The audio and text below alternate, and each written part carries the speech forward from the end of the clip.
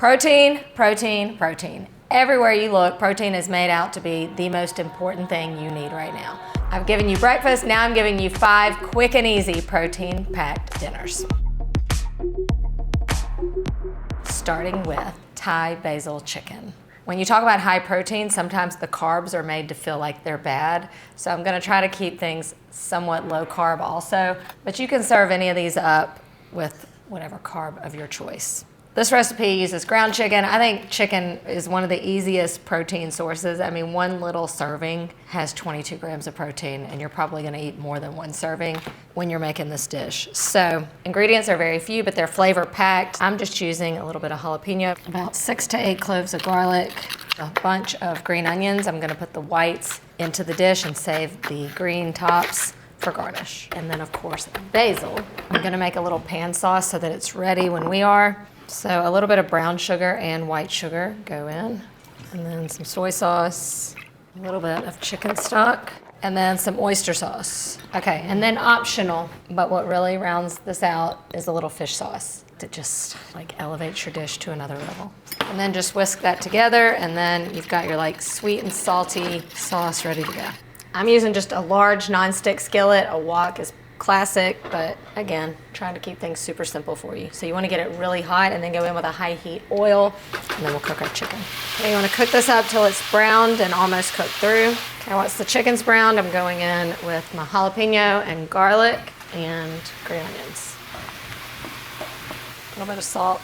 All right, once this is acquainted, I'm going in with the sauce. When that sauce bubbles up, it's going to start to caramelize and thicken slightly. That's what you want. So once that happens, it's done, and we're just gonna stir in the basil. So sometimes it's just all about kind of shaking up your normal chicken routine with something like this. Serving it with just lettuce to wrap it up. You could also serve this over rice. And I'm gonna sprinkle on a little more of what's inside, some green onion, a few more jalapenos, and then just some fresh basil leaves. I wish y'all could smell it. This is a dinner that's just full of protein, so it's gonna keep you full, but it also kind of feels light. Like this to me is a good like summertime meal. So let me make a little perfect bite here. I love a hot and cold and a crunchy. This is so full of flavor and hearty. You definitely don't miss, the rice or anything. You don't need it. It gives you that kind of taste in your mouth that like makes you want to keep going, like it's addicting. Oh, good.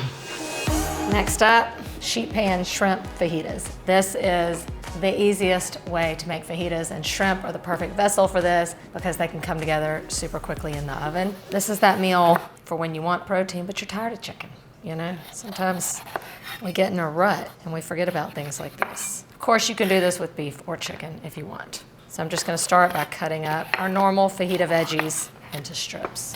I'm also going to slice up just a jalapeno and throw it in there. It'll add a little spiciness while it's on the sheet pan. And then a red onion or white onion, whatever you like. What makes fajitas so special, that high heat, sizzling, caramelization that happens in the skillet. We're gonna do that in the oven by making sure our oven is hot, because everything cooks really quickly, especially the shrimp. So that's why I'm slicing these things pretty thinly so that they will cook at the same time the shrimp does. And that high heat, our goal is to achieve some color in the oven. Right now we're just gonna toss everything with oil, and the recipe calls for fajita seasoning. I'm not sure what that is, so you have everything in your cabinet to make your own.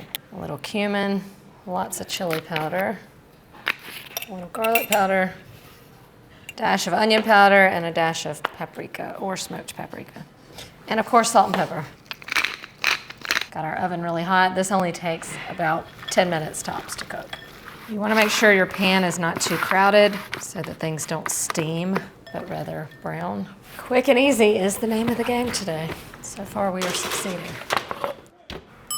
7 minutes, you can see they're almost done. So for the last minute or so, I'm going to just turn it on broil on high just to get a little more caramelization. Shrimp takes no time to cook, and it has its own built-in thermometer, and you can tell when it's done just by looking at it. Once it turns fully opaque, you're good to go. Don't overcook it. Woo! I'm still gonna smell like the place. Sheet pan shrimp fajitas. Kind of what? Oh, fan your camera. Smells so good. And I'm gonna get all my accoutrements to serve it up with. This might be the easiest one of the day. This is your next trick for your Taco Tuesday. This just looks so good. I am doing some corn tortillas, a little cheese, some cilantro, and a squeeze of lime. Here's your dinner that's ready in under half an hour. So good.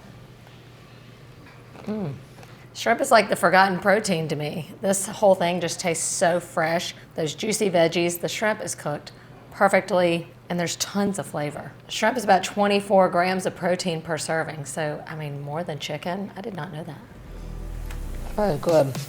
My next trick involves a recipe that I know y'all love. Last time I made cabbage rolls, y'all went crazy. So this is spicy unstuffed cabbage rolls. This is the quick and easy version of an old favorite.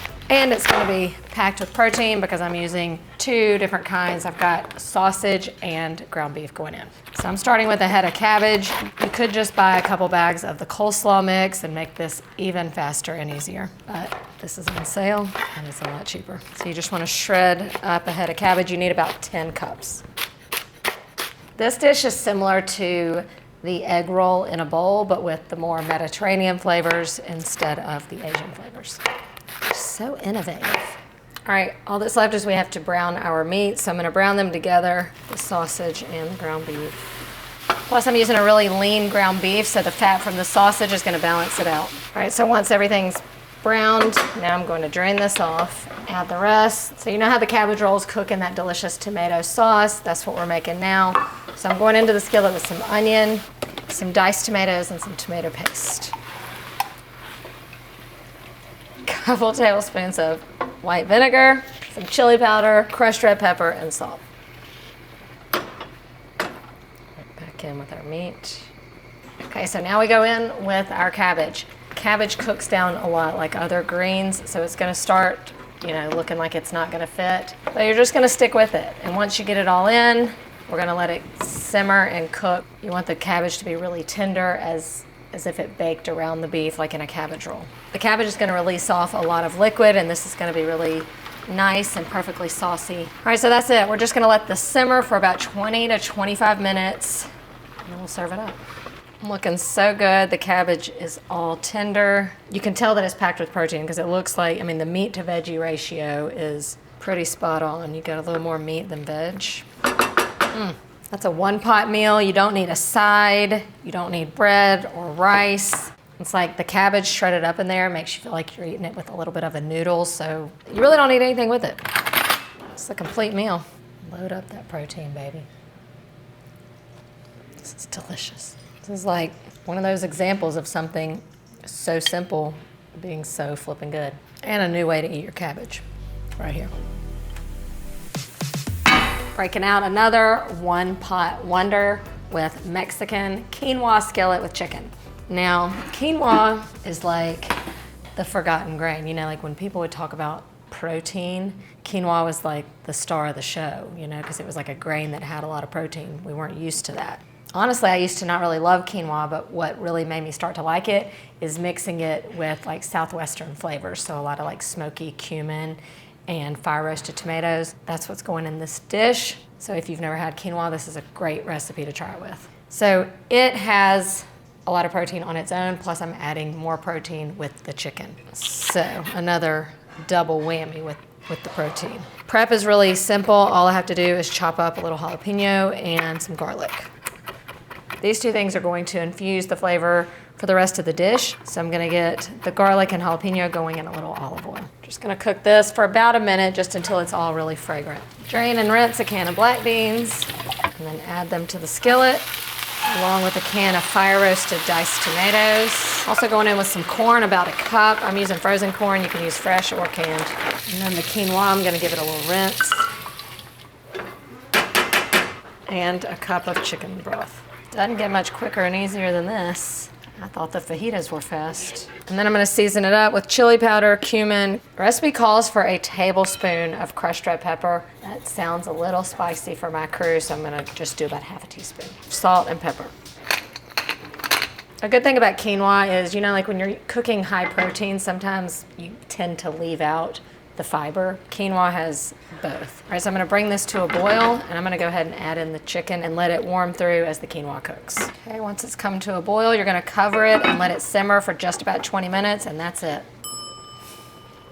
Voila. See, the liquid has absorbed into the quinoa. This is hearty and deliciousness. We're about to serve it up bowl style. If you love making things like burrito bowls, this is the perfect recipe because you've already got several of the ingredients you would put in a bowl already in one dish. So all you have to do is dish it out and just top it. So it's kind of like a shortcut to making all those bowls. Okay, so you have all these kind of hot, spicy things going on in here. Now we're gonna top it with some cool and creamy. Cilantro. And then a good squeeze of lime. You know, I'm telling you, if you've never had quinoa, never cooked with it, thought you didn't like it, this is the recipe you're gonna try it with. Look at that. And this is very hearty. This is something you could also do for meal prep. Cook that skillet once, put it into several, meal prep containers. She's full of ideas, folks. The level of flavor in here, and it just like gets absorbed into each one of those little tiny quinoa grains. And this one is so hearty that it's gonna like stick to you. This one's gonna keep you full for a long time. The hits just keep on coming. This is so good. For my final trick, I'm throwing it back to one of the very first recipes I ever remember making when I first started cooking. And it is broiled tilapia Parmesan. This is a baked and broiled Parmesan fish. It is so good. When I first started making it, I probably wasn't using my money, so I used to make it with grouper, and that's really the best. But when I was making it with my own grocery money, I used tilapia, and tilapia is what we're using today. It cooks perfectly with this dish. So it's also got a lot of protein. How many grams of protein are in tilapia? A 3.5-ounce serving of tilapia contains 26 grams of protein. That's even more than the chicken and the shrimp. Okay, so I'm making this one-pot meal by cooking it and serving it over cauliflower. The cauliflower works perfect and absorbs this sauce. Listen, it's all about the sauce that you bake the fish with. So I'm adding it to the casserole dish. I'm going to coat it with some olive oil, a little garlic powder, salt and pepper. It takes longer to cook than the fish, so I'm gonna give it a head start in the oven. Okay, toss that till it's well coated. This step will go about 10 minutes or so until it starts to soften up. While that cooks, we're making the sauce. The base of the sauce is mayonnaise and butter. Does it get any better than that? All right, then you add softened butter. Guess what? Per usual, I forgot to soften the butter. Here's a little trick if you did too. You can just grate your cold butter on a box grater or a hand grater. It's gonna be in such small pieces that it blends in like softened butter would. Mayonnaise and butter, and then I like to add in some fresh lemon. This just kind of wakes up that fish flavor. I'm gonna add in a little zest along with the juice. A couple tablespoons of lemon juice, and then I'm gonna do a pinch of this Mediterranean seasoning. It's like Italian seasoning with a little bonus. Oh, forgot the other main thing. It's called Parmesan.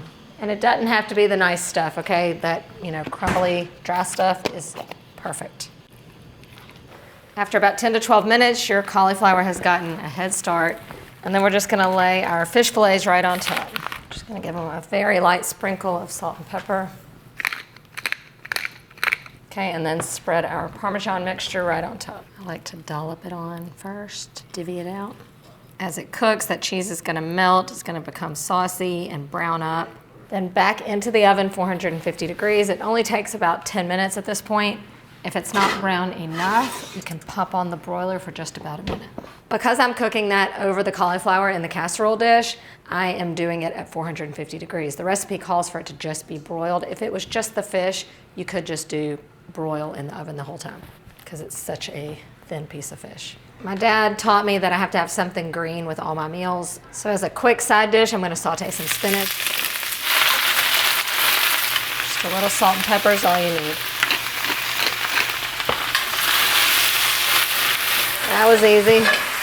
1 minute under the broiler, and look at this. Does that not look delicious? I'm gonna finish it off with a little fresh parsley. Look at that dinner. That looks like it came from a restaurant. One more little fresh squeeze over the top. I'm telling you, you won't believe it. You've got your main protein entree, the tilapia, but with its sides, it's the perfect full dinner in, how long did that take? 25 minutes tops. I promised quick and easy, and I think I delivered. Yum. And just look at how flaky this fish is. Oh, you taste that lemon, all that Parmesan. It's like the perfect kind of salty creaminess. The mayonnaise is the vessel that carries it through, and you know butter gives it flavor. I think we ended with a bang. Just make this old classic. It's an oldie but goodie. Not only are these protein-packed recipes quick and easy, they're also fresh, full of flavor, and something different that you're adding to your collection. If you're looking to get your protein in, one of these recipes will definitely do the trick. Monday through Friday, I've got you covered, from chicken and shrimp to beef and fish. And none of these recipes were close to being the same, so you can definitely add variety in your rotation. Which one are you gonna try first? I'm full. Somebody's gotta try these.